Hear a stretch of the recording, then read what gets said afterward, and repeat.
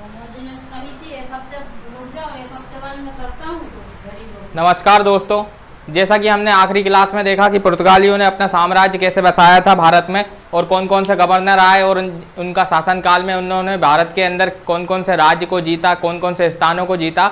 अब आज की क्लास में हम देखेंगे कि पुर्तगालियों का पतन कैसे होता है, पतन किस किस कारण से होता है और उनका पतन कौन कौन करता है। तो देखते हैं कि हमारा जो टॉपिक है वो मॉडर्न हिस्ट्री चल रही है, यानी कि आधुनिक भारत।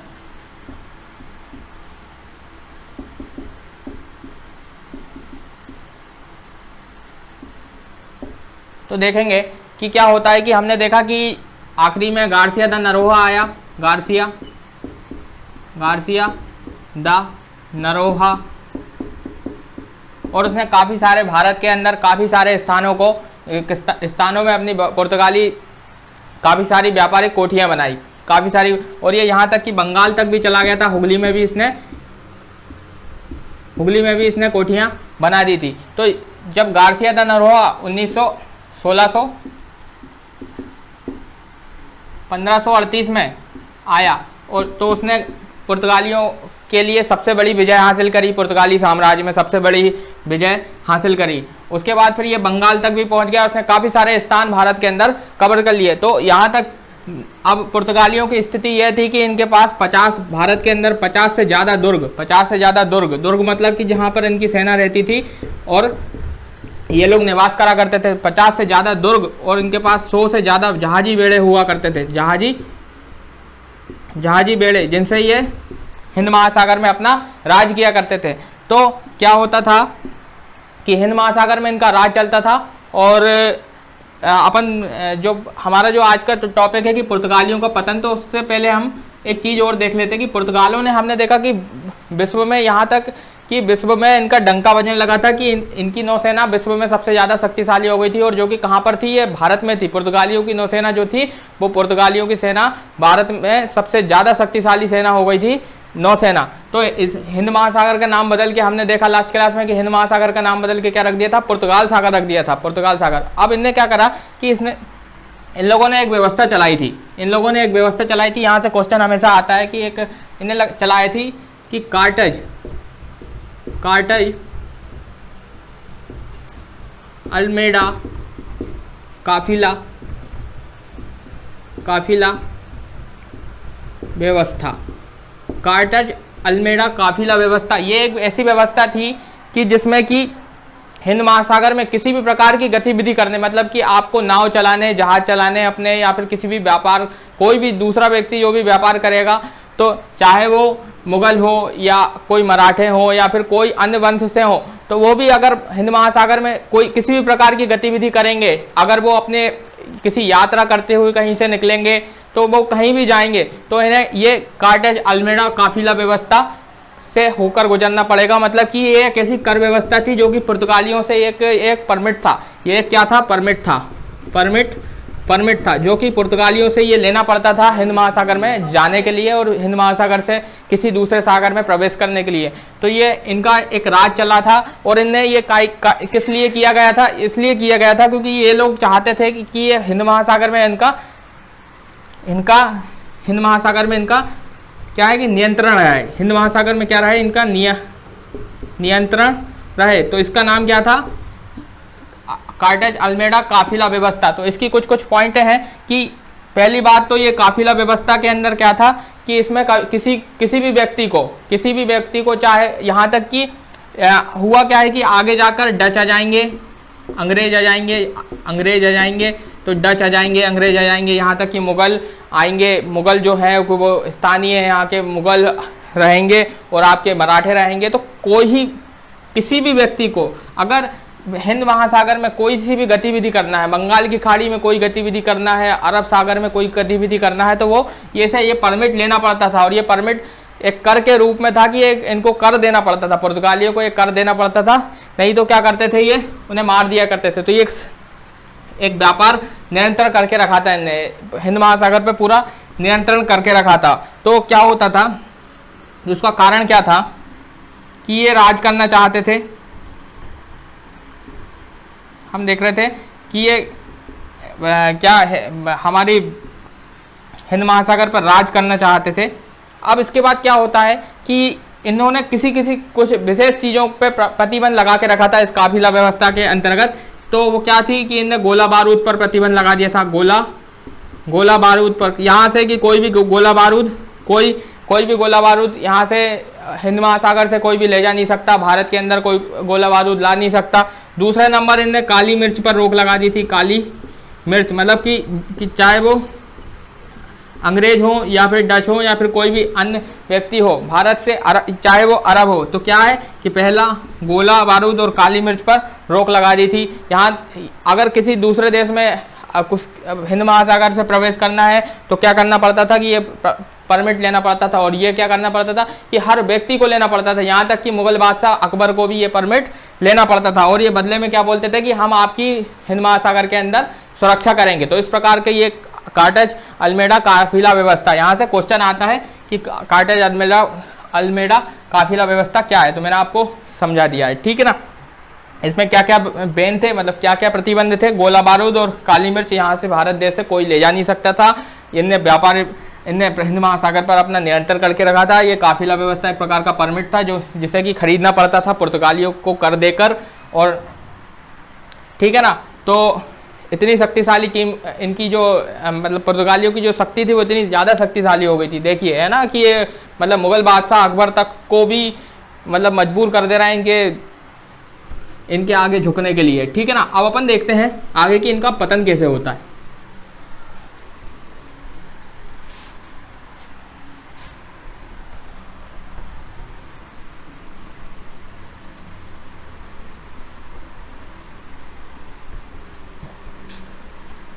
ठीक है ना, मैंने आपको बताया कि इनके पास 50 से ज़्यादा दुर्ग और 100 से ज़्यादा जहाजी बेड़े थे। तो दरअसल होता क्या है कि सब कुछ सही चलते रहता है। 1580 की बात है, 1580 की बात है। 1580 ईस्वी में क्या होता है कि पुर्तगाल का विलय हो जाता है। पुर्तगाल का विलय कायम हो जाता है स्पेन में। अब आप कहेंगे कि अरे यार ये ऐसा कैसे हो सकता है, पुर्तगाल का विलय स्पेन में कैसे हो सकता है। स्पेन तो इनका कॉम्पिटिटर राज्य था, मतलब कि ये इनका कॉम्पिटिटर देश था। तो क्या होता है, लेकिन ये सच है कि ये इनका विलय कायम में हो जाता है 1580 में। पुर्तगाल का विलय स्पेन में हो जाता है, और इस कारण क्या होता है कि ये भारत में इनके जो ऊपरी जो अधिकारी होते हैं, ऊपरी जो राजा होते हैं, ये क्या है भारत में ध्यान नहीं देते। तो क्या है कि ये वायसराय को तो भेजते हैं काम करने के लिए कि जाइए आप भारत में अपना साम्राज्य को बढ़ाइए, लेकिन ये पूरी तरीके से अपना सामर्थ्य नहीं दिखा पाते हैं, ठीक है ना। तो क्या होता है कि पुर्तगाल का विलय स्पेन में हो जाता है, तो इनकी जो शक्ति होती है वो आधी हो जाती है। फिर स्पेन इनको क्या भारत में ज़्यादा ध्यान नहीं देता है, और अपने ही कुछ मतलब अलग अलग तरीकों में उलझाए रखता है, ठीक है ना। तो ये एक देश बन जाता है। उसके बाद फिर क्या होता है कि 1596 की बात है, 1596 ईस्वी की बात है कि भारत में इंटर कौन करता है। भारत में कौन इंटर करते हैं, तो भारत में इंटर करते हैं डच, ठीक है। 1596 में डच इंटर करते हैं, ठीक है ना। अपन देख रहे हैं इनके पतन का कारण, ठीक है ना। पतन मतलब कि इनका साम्राज्य कैसे खत्म हुआ, ठीक है ना, कैसे डिस्ट्रॉयड हुए ये लोग, ठीक है ना। तो 1596 में क्या आ जाते हैं, आपके डच आ जाते हैं। फिर 1608 की बात है, 1608 में पूरी तरह से बात कर रहा हूँ, 1608 में आपके पूरी तरह से भारत में कौन आ जाते हैं, आपके अंग्रेज आ जाते हैं, ठीक है ना। 1608 में आपके अंग्रेज आ जाते हैं। एक बार देख लें वीडियो बन रही कि नहीं बन रही, ठीक है ना। आपके 1608 में अंग्रेज आ जाते हैं। अब क्या होता है कि अंग्रेज देखते हैं कि यहाँ पर कौन सा सबसे ज़्यादा शक्तिशाली, तो उन्होंने देखा पुर्तगाल के पास सबसे ज़्यादा चीज़ें हैं, तो सबसे ज़्यादा जगह लेकर बैठे हैं। तो अब देखा कि ये लोग जब अंग्रेज आते हैं, तो अंग्रेज क्या करते हैं कि 1612 में पुर्तगालियों से लड़ाई कर लेते हैं, और सूरत में अपनी पहली फैक्ट्री बना लेते हैं। 1612 में क्या करते हैं कि इनसे युद्ध करते हैं। पुर्तगाली वर्सेस क्या होता है, अंग्रेज। पुर्तगाली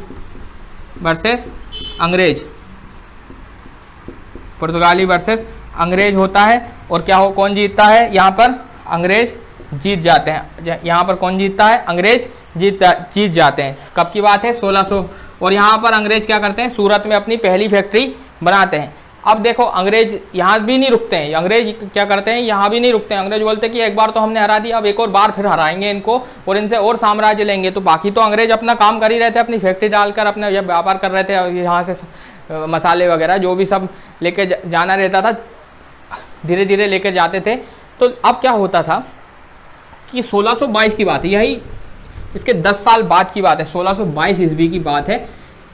इनसे क्या करता है कि अंग्रेज जाते हैं भारत से अलग फारस की खाड़ी में जाते हैं, जो कि इनका होमुर्ज बंदरगाह था। इनका होमुर्ज बंदरगाह नहीं था, जो कि फारस की खाड़ी में इन्होंने जीता था। अल्फांसो डी अल्बुकर्क ने नहीं जीता था, इनका होमुर्ज बंदरगाह फ्रांसिस्को डी अल्मेडा ने जो जीता था ना, फ्रांसिस्को डी अल्मेडा ने जो होमुर्ज बंदरगाह फारस की खाड़ी में नहीं जीता था, तो ये क्या करते हैं कि 1622 में जाके ये होमुर्ज बंदरगाह को पुर्तगालियों से जीत लेते हैं। होमुर्ज बंदरगाह। और इनके साथ अंग्रेजों का साथ कौन देता है, तो अंग्रेजों को साथ देता है फारसी लोग, अंग्रेज प्लस फारसी। तो अंग्रेजों का साथ कौन देता है, अंग्रेज प्लस फारसी लोग मिलकर क्या करते हैं, पुर्तगालियों से क्या जीत लेते हैं, होमुर्ज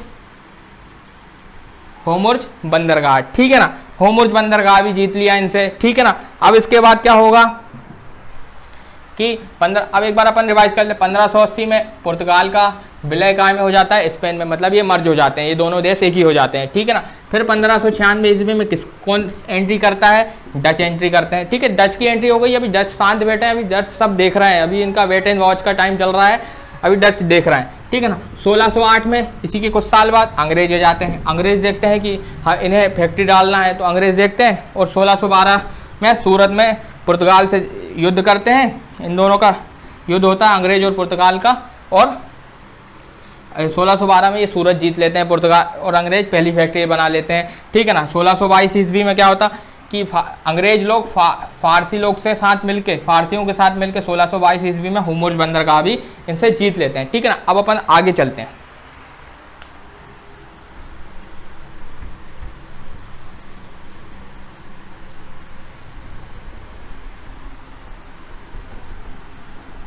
अब तो धीरे धीरे क्या है कि इनका पतन होने लग रहा है। अब इनसे क्या है कि हर चीज़ छूट रही है। ठीक है ना। पुर्तगालियों की शक्ति क्या है, ख़त्म होती दिखाई दे रही है। ठीक है ना। ठीक है। अब क्या होगा कि इनसे होमुर्ज बंदरगाह भी जीत लिया है। कब, 1622 में इनसे होमुर्ज बंदरगाह जीत लिया। ठीक है। अब क्या होगा कि अभी यहाँ पर कौन देख रहा है, मुग़ल बादशाह, मुग़ल लोग देख रहे हैं कि यार ये तो हमसे भी ज़्यादा शक्तिशाली हमारे ही देश में हो जा रहे हैं। फिर इन्होंने फिर देखा कि अरे यार मराठों ने देखा कि अरे ये तो हमारे देश में तो इनके कौन दुश्मन थे, तो इनके दुश्मन देखो अब कौन कौन हो जाएंगे कि इनके दुश्मन है अंग्रेज, इनके दुश्मन है मुग़ल, इनके दुश्मन है मराठे। अब देखो कितने लोग हैं, अभी एक शक्ति और आ जाएगी। इनके दुश्मन कौन हो जाएंगे, ये सब इनके दुश्मन एक साथ बनेंगे। कौन है, ये है दुश्मन। ठीक है ना। ये कौन है, किसके दुश्मन है, पुर्तगालियों के क्या है, ये सब दुश्मन है। ठीक है ना। अब देखो अब क्या होगा कि अंग्रेजों ने 12 और 22 में 1612 और 22 में इनसे छीन लिया। अब बात मुग़ल की है। अब मुग़ल क्या करेंगे कि मुग़लों ने भी देखा कि यार अंग्रेजों ने तो इनसे छीन लिया, अब इनकी शक्ति थोड़ी कम हो गई है, अब अपन भी इनके पे अटैक करते हैं। अब इनकी शक्ति तो कम हो गई है, अब इन पे अटैक करते हैं। तो क्या होता है कि 1631 में कौन अटैक कर देता है इन पे, मुग़ल 1631 में अटैक करते हैं और इनसे क्या छीन लेते हैं। अब क्या होता है कि 1631 में भी कौन इन पे अटैक करता है, तो इनमें डायरेक्ट मुग़ल नहीं करते हैं। इनमें मुग़लों का जो सेनापति होता है, तब उस समय कौन था, 1631 1632 ये सब मतलब आपको शाहजहाँ का समय था। किसका समय था, शाहजहाँ का समय था। और शाहजहाँ का जो सेनापति होता है इस समय, शाहजहाँ का सेनापति होता है वो कौन था, शाहजहाँ तो अपना ताजमहल बनवा रहा था, इस समय की बात है, ये ताजमहल में लगा हुआ था। लेकिन इसने अपने सेनापति से कहा, उसका नाम था क्या, कासिम खान। कासिम खां।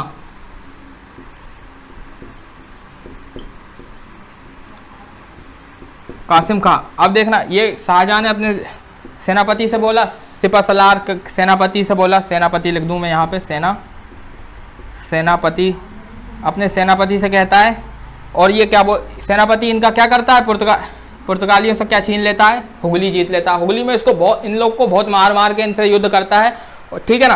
कासिम खान किसे, पुर्तगालियों से क्या जीत लेता है, हुगली जीत लेता है। मतलब कि बंगाल वाला जो क्षेत्र था ना, बंगाल वाला जो इन लोगों ने कोठी वगैरह बना के रखी थी, अपना राज करना धीरे धीरे ये फैल रहे थे वहाँ पर जाके बंगाल साइड, तो इनसे क्या छीन लेता है, हुगली जीत लेता है। कब जीतता है, 1631 में क्या जीत लेता है, पुर्तगालियों से हुगली जीत लेता है, ठीक है ना, हुगली जीत लेता है। अब इनकी बारी है, तो क्या करते हैं कि 1638 की बात है, 1638 की बात है, ये कौन जीत लेते हैं, मराठे भी देखते हुए कि यार इनने तो क्या करा कि उत्तर साइड का जो बंगाल था वो ले लिया इनसे, बंगाल ले लिया, अब हम भी देखते हैं। तो इनने जो पश्चिमी तट पर जो इनका सालसेट नाम की जगह जो इन्हें देखी थी ना, सालसेट जीता था इनने, बेसिन जीता था, बेसिन, सालसेट और बेसिन द्वीप। तो ये क्या करा इनने, मराठों ने इनको खूब मार मार के यहाँ से सालसेट और बेसिन से भगा के, और ये क्या जीत लिया, पुर्तगालियों से क्या करा, जीत लिया, ठीक है ना। तो इनकी 1638 में सालसेट और बेसिन भी इनसे छिन जाता है, ठीक है ना। अभी तो अब बारी किसकी है, डचों की है। अब डचों ने अपना काम नहीं करा है, अभी डच भी देख रहा है, वेट एंड वॉच का टाइम चल रहा है, और ये डच अब इनकी धीरे धीरे सब इनका पतन हो रहा है, धीरे धीरे ये निकलते जा रहा है। अब देखो आगे देखेंगे कि अब डच क्या करेंगे, तो बचे कौन, डच लोग। अब अपन आगे देखते हैं।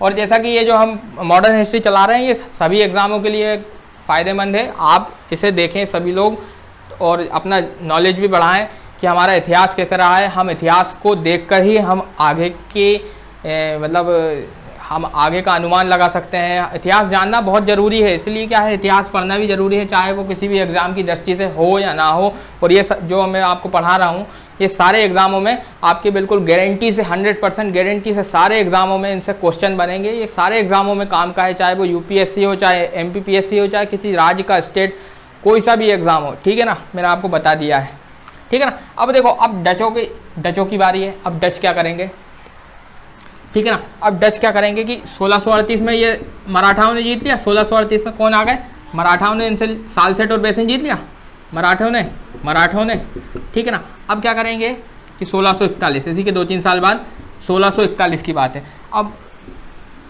1641 में क्या करेंगे कि डच आ जाएंगे, डच इनसे लड़ाई कर लेंगे, अब डच के पास तो कुछ ज़्यादा कुछ था नहीं, तो डच क्या करेंगे, इनसे लड़ाई करेंगे और इनसे क्या छीन लेंगे, मलक्का।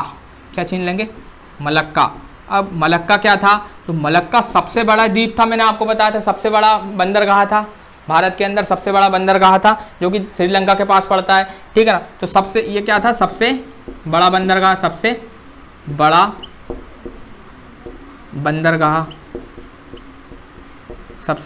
बड़ा बंदरगाह कौन छीन लेता है, डच छीन लेते हैं 1641 में। फिर इनको यहाँ से मार के भगाते हैं। उसके बाद फिर डच मानते नहीं हैं, अब डच हमले पे हमला करेंगे। अब 1658 की बात है, 1658 में क्या करेंगे, डच फिर हमला कर देंगे, डच क्या करेंगे, फिर हमला कर देंगे।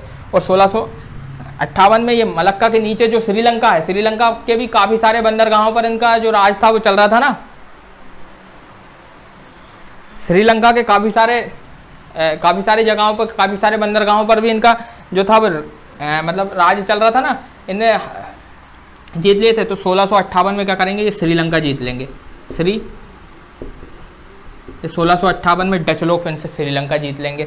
इसके बाद भी डच मानेंगे नहीं, अब क्या करेंगे, डच 1663 की बात है, 1663 की बात है। अब इनसे क्या करेंगे, 1663 में फिर क्या करेंगे, ये मालाबार छीन लेंगे, मालाबार जो कि पश्चिम में जो पड़ता है ना आपका, केरल से ऊपर वहाँ का, तो ये मालाबार तट, मालाबार जो बंदरगाह था, मालाबार जो तट है वो 1663 में इनसे छीन लेंगे। अब देखिए अब इनके हो गए काम, अब इनके पास नहीं बची जहाज खड़ी करने को जगह, बस इनके पास क्या बचेगा, अब इनके पास बचेगा गोवा, गोवा के अलावा इनके पास कुछ नहीं बचेगा। ये 1900, और ध्यान रखिए कि रहेंगे तो ये, लेकिन इनकी शक्ति सब खत्म हो गई, इनकी शक्तियाँ सब समाप्त हो गई, सब लोग इनके ऊपर चढ़ गए, अब इनके हो गए काम, इनके सारी जगहों पर इनके दूसरे लोगों ने, मतलब दूसरी शक्तियों ने इनके जो स्थान थे जीते हुए सब पर अधिकार कर लिया है। अब क्या होगा कि ये रहेंगे, बस भारत में रहेंगे, लेकिन ये सबसे, जो पुर्तगाल थे वो सबसे पहले भारत में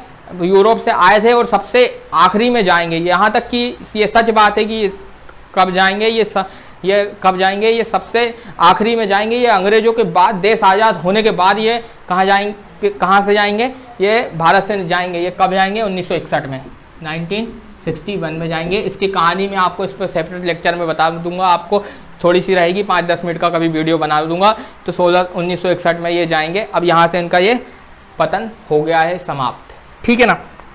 अब हाँ, अब एक चीज़ और बचती है इनकी कि ये 1663 में मालाबार तट से थोड़े दिन पहले 1661 की बात है, 1661 ईस्वी की बात है कि ये क्या करते हैं कि अंग्रेजों को, अब इनने देखा कि यार हमारी तो हार हो रही है हर जगह से, हमें 1641 में डच भी चढ़ गए, 1658 में फिर डच चढ़ गए, मुगल मराठे सब तो अंग्रेज भी चढ़ गए। तो ये क्या करते हैं कि अपने देश, अभी कुछ राजनीति करते हैं कि ये अपने देश की जो वो रानी रहती है, अपने देश की रानी रहती है, जिसका अपने देश की जो रानी रहती है उसका विवाह किससे करवा देते हैं, अपने, उसका नाम रहता है कैथरीन मेयो, कैथरीन मेयो का विवाह किससे करवा देते हैं, विवाह अंग्रेजी व्यक्ति प्रिंस चार्ल्स से, अंग्रेज के राजा रहते हैं प्रिंस चार्ल्स से क्या करवा देते हैं, विवाह करवा देते हैं। और क्या करते हैं, विवाह करवाने के बाद इन्हें बम्बई जो रहता है, बम्बई गिफ्ट कर देते हैं, बम्बई क्या कर देते हैं, गिफ्ट कर देते हैं, क्या करते हैं, गिफ्ट कर देते हैं, मतलब कि दहेज में दे देते हैं, क्या है, दहेज में दे देते हैं, ठीक है ना। 1661 में इन लोगों ने क्या करा कि इन लोगों को यार यहाँ पर इन्होंने देखा कि यार यहाँ अभी कौन सबसे ज़्यादा शक्तिशाली है, अंग्रेज मुगल शक्तिशाली हैं कि मराठे हैं कि डच हैं, तो हर साम्राज्य का पतन हो रहा था, लेकिन क्या है, अंग्रेजों का उदय हो रहा था। हर साम्राज्य का पतन हो रहा था लेकिन अंग्रेजों का क्या हो रहा था, उदय हो रहा था। तो इन लोगों ने क्या करा कि इन लोगों को चूना लगाने के लिए, इन लोगों को बहलाने फुसलाने के लिए क्या करा कि यार यहाँ अंग्रेज हमारे हो जाएंगे, इसलिए हम आगे तक यहाँ पर राज कर पाएंगे। तो इनने क्या करा कि अपनी रानी का विवाह किससे करवा दिया, कैथरीन मेयो, इनका नाम क्या है, कैथरीन मेयो का विवाह किससे करवा दिया, प्रिंस चार्ल्स के साथ करवा दिया। और इनको क्या दे दिया, प्रिंस चार्ल्स एक्चुअल में क्या है कि एक वायसराय बन के आया था अंग्रेज का, मैं आपको बताऊंगा आगे।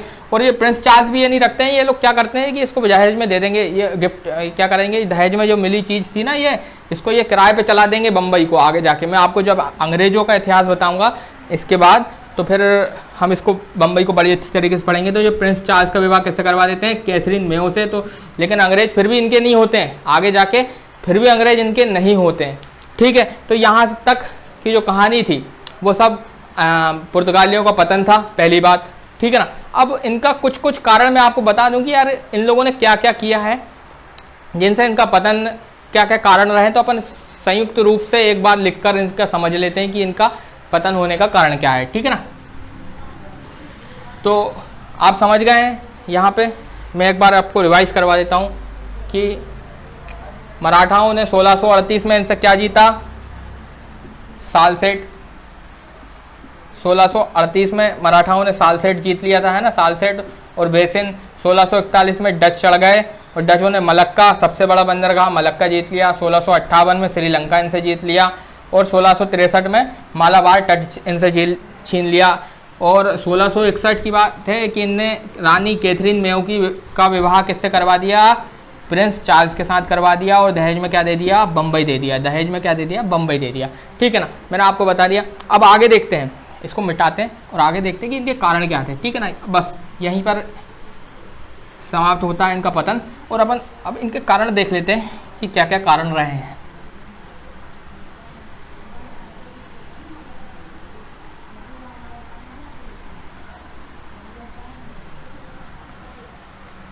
ठीक है ना।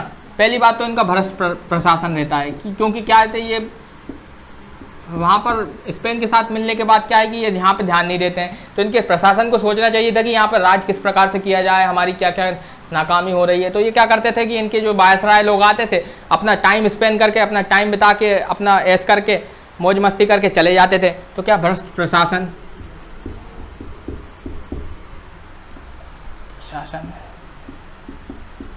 भ्रष्ट प्रशासन पहला पॉइंट। दूसरा, स्पेन के साथ विलय, स्पेन के साथ विलय। तीसरा, मुगलों का बढ़ता साम्राज्य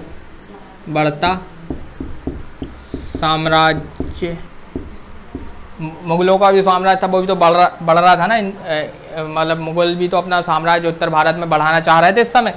ठीक है। चौथा पॉइंट, डच आ गए, डचों का आगमन, डचों का आगमन। ठीक है। पांचवा,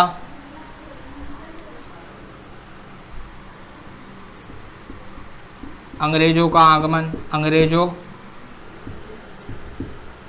अंग्रेजों का उदय लिख लीजिए, अंग्रेजों का उदय, क्योंकि अंग्रेज लोग फिर उदय हुए, भारत में आए और इनका फिर इनने तो उदय करना चालू कर दिया, अपना उगना चालू कर दिया बहुत अच्छी तरीके से, और बढ़ते गए 1941 तक नहीं गए भारत से। ठीक है ना। तो ये सब रहे और इनकी कुछ राजनीतियाँ भी रही हैं। तो इनके राजनीतिक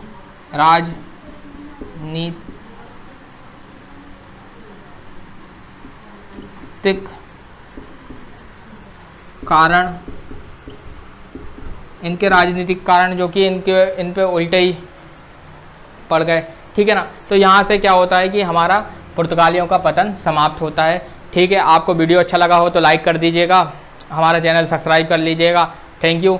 आगे भी आपको इसी टॉपिक पर आगे भी इसी से रिलेटेड वीडियो मिलती रहेंगी। और हम अभी ज्योग्राफी की क्लास भी स्टार्ट करने जा रहे हैं, तो उसे भी सपोर्ट करिएगा। ठीक है। Thank you. जय हिंद, जय भारत।